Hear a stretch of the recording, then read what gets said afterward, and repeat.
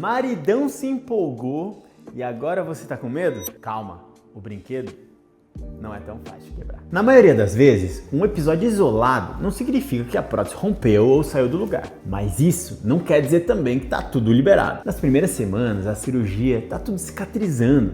Por isso, a pressão sobre as mamas, movimentos bruscos ou uma contração intensa da musculatura pode sim aumentar a dor e causar um inchaço, até prejudicar a tua recuperação. Eu sei que a ansiedade de testar é grande, mas vamos com cautela? Em média, com 2 semanas, eu já libero para o retorno às brincadeirinhas para a maioria das pacientes, desde que seja com cuidado e respeitando os limites do corpo. Respeitar o tempo faz parte de um bom resultado, até porque ninguém quer quebrar para depois não poder usar. Eu sou o Bruno Patel, cirurgião plástico. Me siga nas redes sociais para viver um pós-operatório sem medo.